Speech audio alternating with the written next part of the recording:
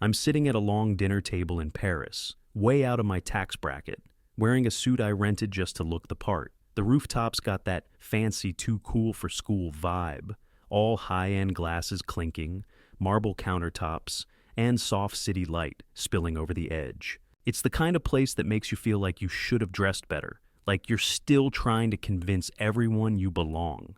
And then Ron Talbot, my father-in-law, the self-made footwear mogul, decides it's the perfect moment to tear me down in front of 20 executives. He leans back in his chair, sips his wine, and then, like he doesn't have the first clue about how to read a room, says loud enough for the whole rooftop to hear, "Could have married anyone." He pauses, making sure everyone's hanging on his words. Instead, my daughter brings home a guy who runs a lawn care business out of a storage unit. There's this quiet snicker that ripples through the group. Even Brooke, my wife, shifts in her seat like this is just another normal night. Like this is okay. I grip my whiskey glass so tight my knuckles go white. I've been dealing with this for 3 years. 3 years of Ron treating me like a joke, waiting for me to screw up enough for him to cut me out. It's the kind of pressure that builds, all that little slight stacking up. But this one hits different. I feel every pair of eyes on me, like I'm something they can all look down on. But then something happens, something that, for just a second, feels like sweet, sweet justice. Mark Holstead stands up, tall, sharp suit, some VIP investor with a name I'm not even sure how to pronounce. And he says, "Actually, that's my son." The table goes quiet. Ron's face goes white. It's like the air shifts, the whole room holding its breath. I don't look at him. I just take a slow sip of my drink, letting the burn of it steady me. I don't need to say anything. The moment's enough. Ron's awkward, flustered apologies fall flat, and I just sit back, watching the fallout. For once, it's not me who's the joke. 6 months earlier, I'm sitting in the cramped back of our duplex, surrounded by gas cans and mower blades, crunching numbers that don't add up. Greenstone Outdoor is hanging by a thread, and I'm about to be the guy that watched his dream die because I didn't have the sense to let it go sooner. Every phone call goes to voicemail. My bank account is looking worse than my credit score, and winter's creeping up fast. I haven't paid the storage unit rent in 2 weeks, and I'm praying they don't throw out my equipment before I figure out how to make it work. Brooke walks in, looking like she's been made up for a magazine cover while I'm buried under piles of overdue invoices. She tells me her dad expects us for dinner. Big client just signed with Talbot Footwear, the empire Ron's built from nothing, and now he wants us to celebrate. I don't even bother looking up from the papers spread out on the table, pretending like I'm doing anything productive. I've got work to do, I mutter, trying to keep the bitterness out of my voice. She doesn't say anything at first, just stands there, her arms crossed. I can feel the weight of her waiting for me to do the right thing. The look she gives me. It's the one that says you have to show up. She wants me to be something I'm not, to play nice, to pretend we're not drowning in bills, to act like I'm part of Ron's world. It's the same look she's been giving me for months now. "I'll be quick," I add, as if I believe that myself. She doesn't respond, just grabs her purse and heads for the door, not waiting for me. That's what I hate the most, when she does that. Like, I'm already too much of a disappointment to be worth waiting for. By the time we show up at Ron's, the place feels like a museum for success. It's all polished wood, polished faces, and polished everything. He opens the door like he owns the world, like he's done me a favor just by letting me walk through it. He hugs Brooke first, a long one, the kind of hug you give someone you're proud of, then glances at me like I'm just part of the background. Doesn't even say hi. "Still doing the whole weed-whacking thing, Jared?" Ron's voice is loud, thick with that smug tone that drives me nuts. I can feel the others around us start to shift in their seats. He's waiting for them to laugh, to validate him. And, of course, they do. I swallow, trying to keep my face neutral. My hands are tight at my sides. "Just finished a big job last week," I say, but my voice sounds hollow, even to me. Brooke barely looks up, a slight shift in her posture that says, "Not this again." And it's like she's not even in the room anymore. Maybe she's numb to it all. Or maybe she's just tired of seeing me take the hits and not doing anything about it. At dinner, Ron keeps at it, poking at me, making me the punchline of his jokes. He asks when we're moving out of the shed and buying a real house. Like he's doing me a favor just by acknowledging I don't live in a mansion, like my place doesn't count because it doesn't have marble countertops and a grand foyer. I'm used to her silence by now. She's always silent when Ron goes at me, just like she was when he belittled my business. But that night, something in me snaps. The anger that's been building up under my skin, the frustration from years of trying to prove myself to him, the disappointment in her not having my back, it all hits me at once. I can feel it burn in my chest, tight and hot. The moment feels like it could swallow me whole, but I hold it back, barely. I keep my eyes on my plate, focus on the food in front of me, even though I can't taste it. I've gotten used to this, being the outsider in my own marriage, in my own life. But tonight, it's like I can't breathe. I'm suffocating, and for the first time, I wonder if I ever will get out of this shadow. A week later, I'm sitting at the kitchen table, half-heartedly flipping through bills, the kind that seem to multiply faster than I can pay them. There's a letter jammed between two envelopes. No return address, just a plain white envelope with my name scrawled in blue ink. The handwriting's familiar in some way I can't place, like a memory I haven't let myself remember. I pull it out, rip it open, and a single sheet of paper falls into my lap. I read it, then read it again, like I can't believe what's on the page. Jared, I'm your biological father. Name's Mark Holstead. I've been looking for you for a long time. If you're open to meeting, here's my number. There's a phone number beneath his name. My stomach sinks. I stare at the letter. For a second, I don't know what to think. Mark Holstead.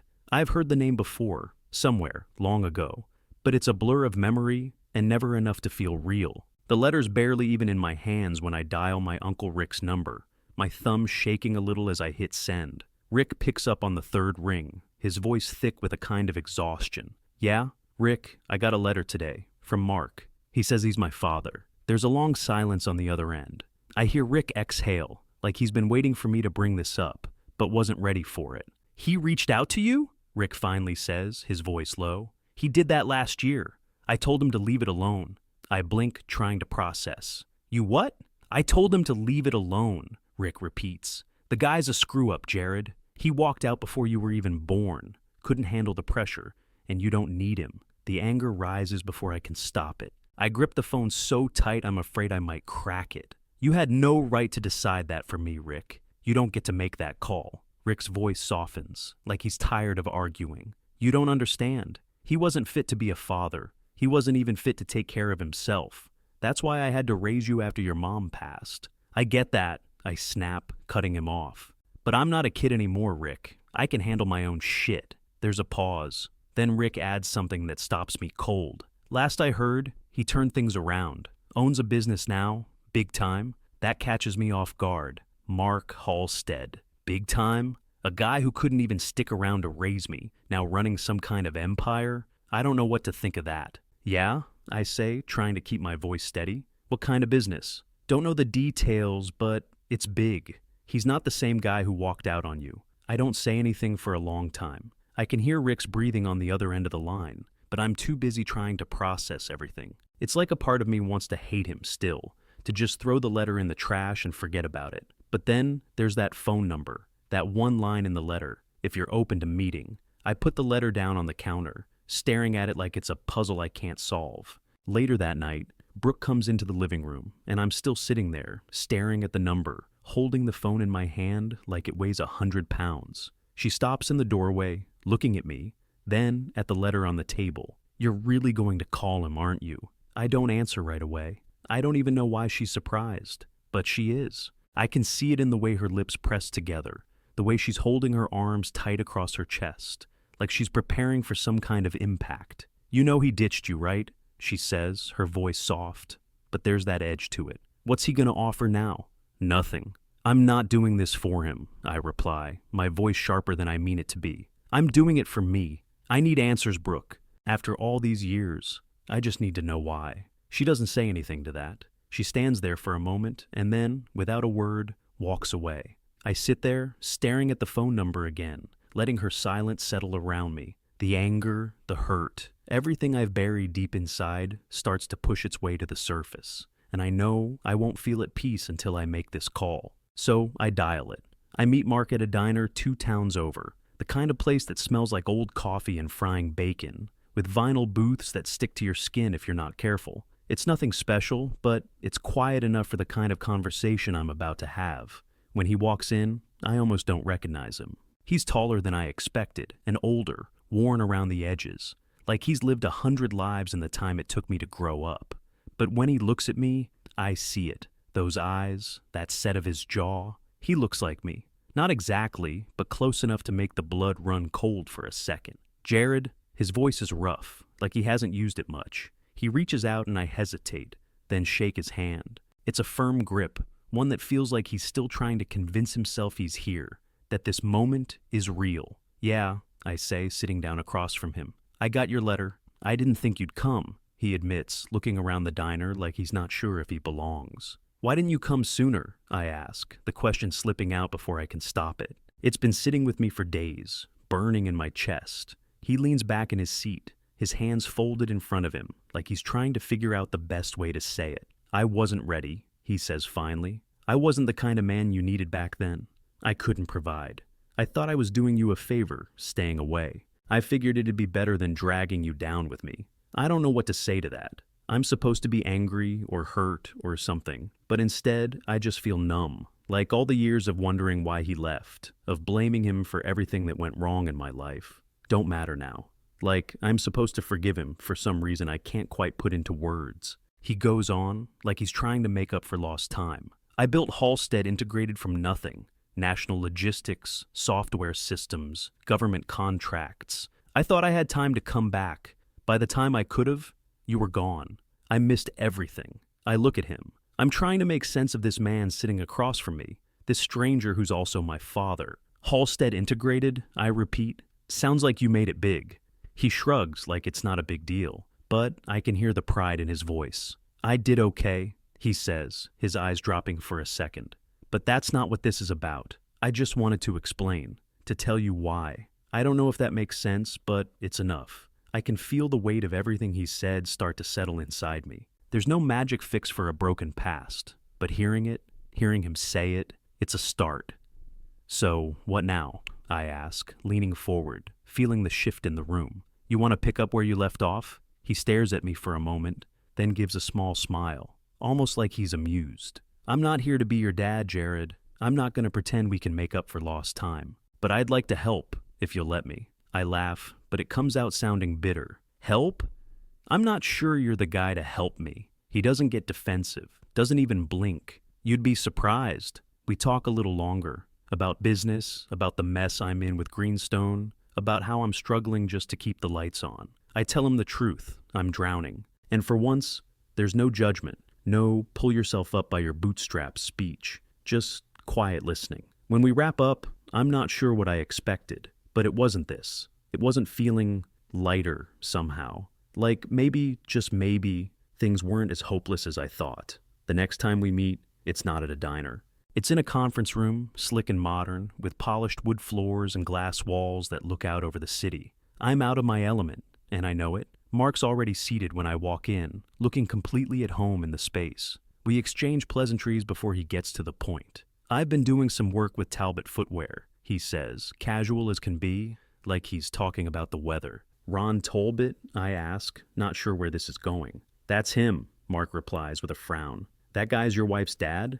I nod. Yeah, he treats me like I bag groceries, I tell him, my voice a little sharper than I mean it to be. Doesn't even know who I am. Mark raises an eyebrow. Well, that's about to change. He leans back in his chair, like he's already planning how it'll all go down. I don't ask what he means. I don't need to. There's something in his smile, in the way he says it, that makes me think things are about to get a lot more interesting. The next month goes by in a blur.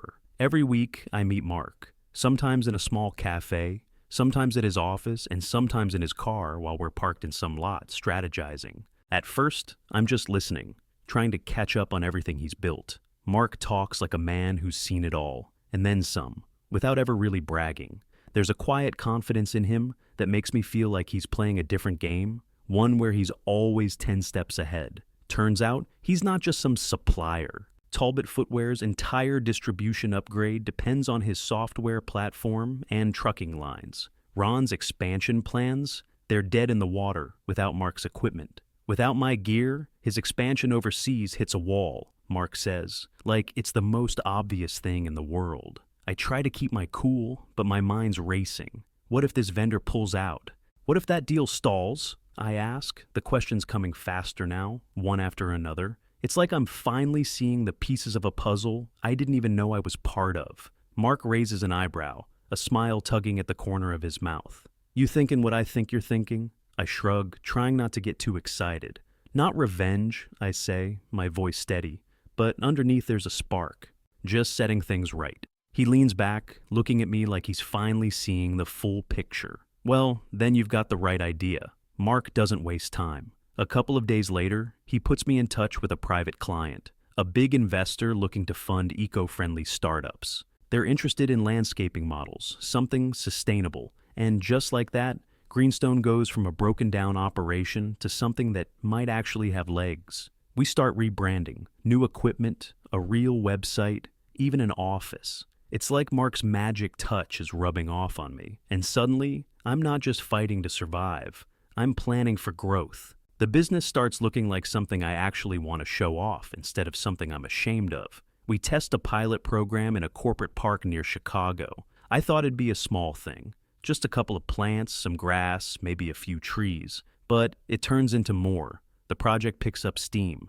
We're getting good feedback. And for the first time in a long time, I'm not just keeping my head above water.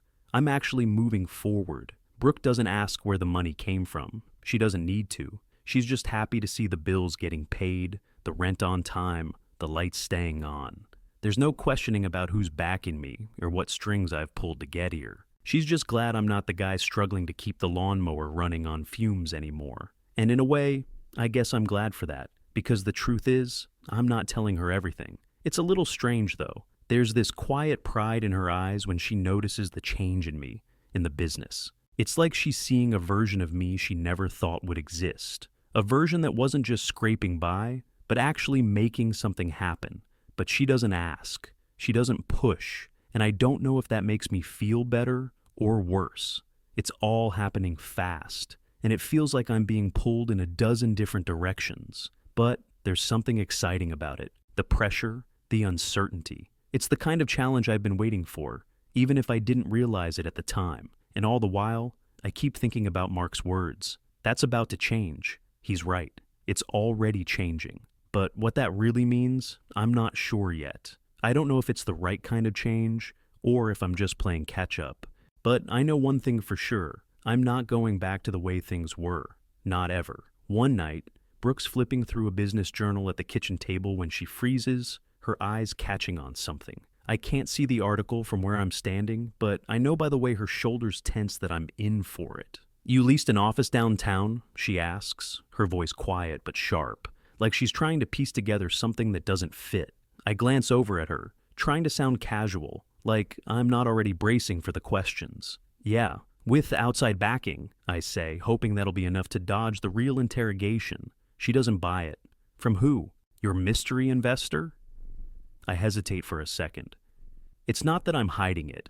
It's just complicated, but she's not letting it go. She's leaning forward now, eyes narrowing, flipping through the pages until she finds something. Her finger points to the name of a capital firm I'd been working with. Holstead, she says flatly, the word hanging between us like a stone. So your long-lost father suddenly wants to play hero? I feel my jaw tighten. She knows what she's getting at, and I know where this is headed. He gave me a shot, I tell her, trying to keep it even. Something your dad never did. The words hit her like a slap. Her face hardens, and for the first time in weeks, I see the anger flash behind her eyes. This isn't about me and my dad, Jared. This is about you trying to one-up him, trying to prove you can do it better than Ron, just like always. I open my mouth to argue, but she cuts me off, her voice rising now. You think you can just walk in and steal everything he built like it means nothing? I feel the ground shift beneath me. Her words cut deeper than I expected, and it's like everything that's been bubbling under the surface for months finally spills out in a rush. No, I say, my voice low and controlled, but the anger's still there, simmering just beneath. I'm not trying to steal anything. I'm trying to build something for me, something real. I take a step toward her. And you're the one who's been sitting on the sidelines cheering for him. You don't even see it, do you? Brooke flinches, and it's like, that's the moment I know there's no going back. I've been standing in your corner for years, she snaps, her voice breaking with something that's not just frustration. There's hurt there too. But you can't keep blaming my dad for everything that's wrong with your life, Jared. You've been so focused on proving him wrong, you've lost sight of everything else. Her words stung, but I wasn't backing down. You don't get it, Brooke. You never have.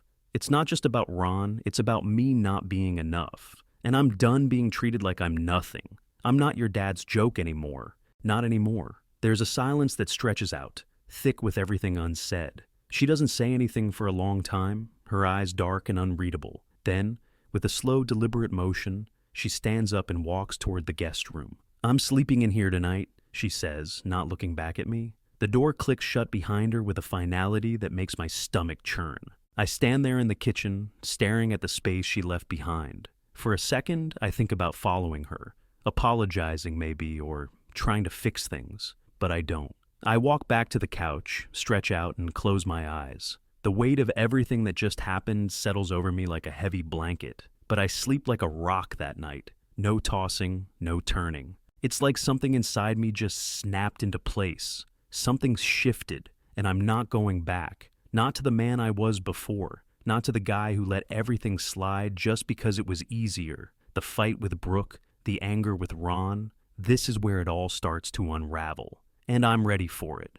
Ready to see where this thing goes, even if it means losing everything.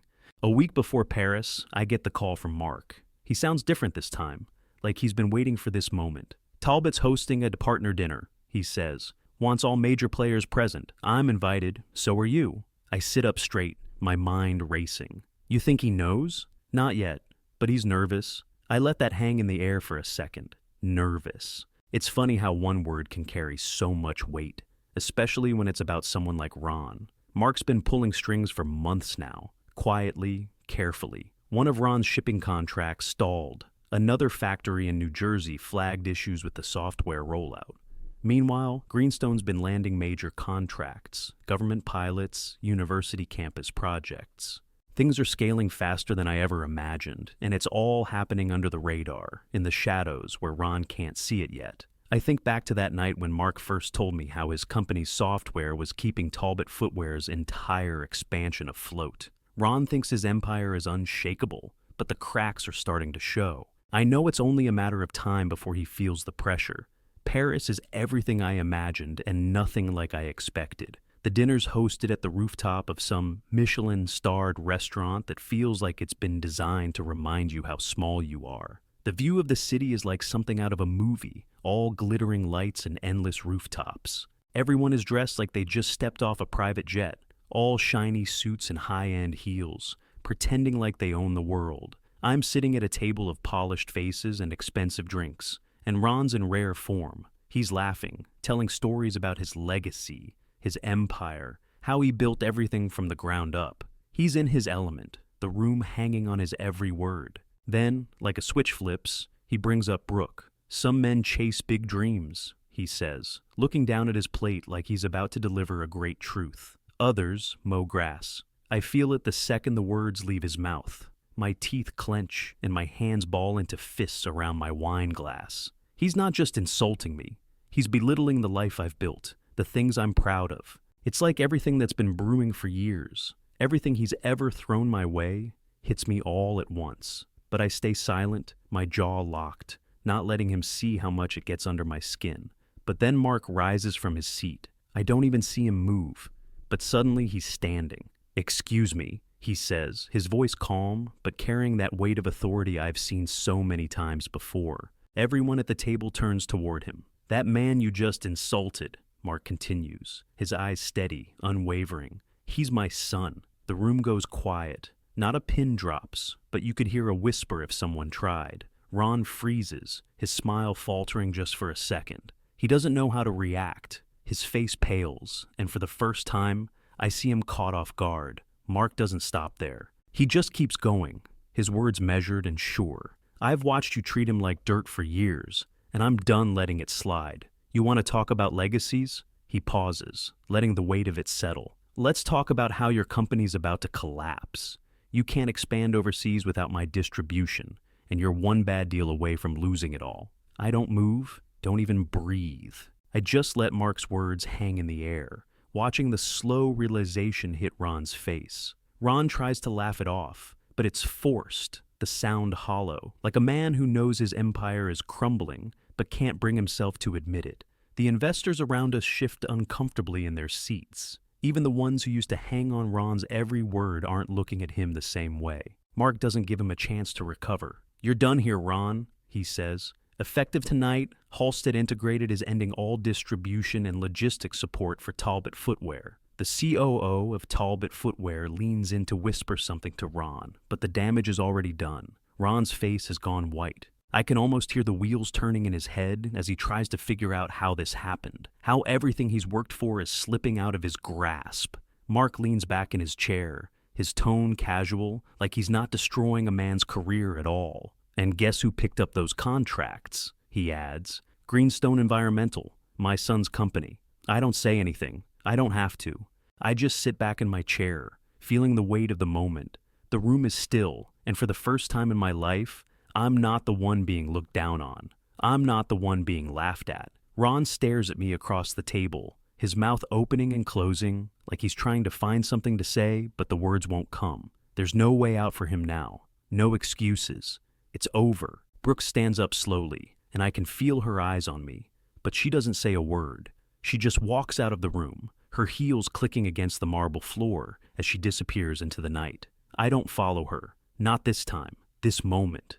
This is mine. Back at the hotel, I stand on the balcony, looking out at the Eiffel Tower, blinking in the distance. It's late, and the city's alive, the glow of the lights making everything seem a little less real. Mark comes up beside me, handing me a drink. He doesn't say anything for a moment, just leans on the railing, watching the city with that quiet confidence of his. "You did it," he says, breaking the silence. His voice is calm, like it's not even a big deal. I take the drink, but I don't feel the rush of victory I expected. Feels strange, I admit, staring down at the glass. I wanted to shut him down, but I didn't think it'd feel like this. Mark nods, taking a sip of his own drink. "That's because you're not like him." I swallow hard, the words hanging in the air between us. It's true in a way. I'm not like Ron, never have been, but I'm also not sure who I am yet, not completely. I've spent too long trying to survive in his shadow to really know what it feels like to stand on my own. "I still don't know what happens with Brooke," I say, my voice quieter now. There's a knot in my stomach, something I can't shake, even here, in this moment. Mark looks at me, his gaze steady. "She's got some thinking to do. So do you." His words land harder than I expect. It's not just about her, it's about me too. Everything's changed, and I'm still trying to figure out where I fit in this new life. That night, I sleep without tension for the first time in years. It's like the weight of everything, the years of struggling, the battles with Ron, the tension with Brooke, just slips away. I don't toss and turn. I just sleep deep and easy, like I've finally earned it. The next morning, I pack up, alone. I leave a note for Brooke with a forwarding address, nothing too emotional, just the facts.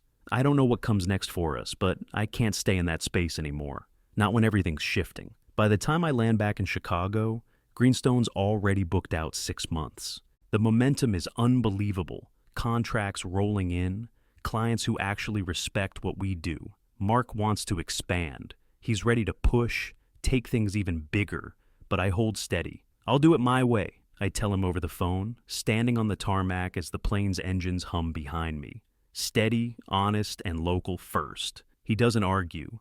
He just gives a low chuckle, like he's proud of me for knowing my limits, even when the world's offering more. And I know he respects that. He knows the value of doing things right, not just fast. As the weeks pass, Ron Talbot's name starts fading from the industry news. Lawsuits, board shakeups, supplier fallout, everything that was holding his empire together begins to unravel. I don't smile about it, but I don't lose sleep either. There's no joy in watching someone else's downfall, but there's something freeing about knowing I'm no longer part of his world, no longer waiting for his approval. I started this journey with a mower and a broken back, building something out of nothing. Now I've got a business, a real shot at control, and a father who finally showed up after all these years. Maybe that's enough. Maybe that's just the start. Either way, I'm finally living my own story, and I'm not looking back.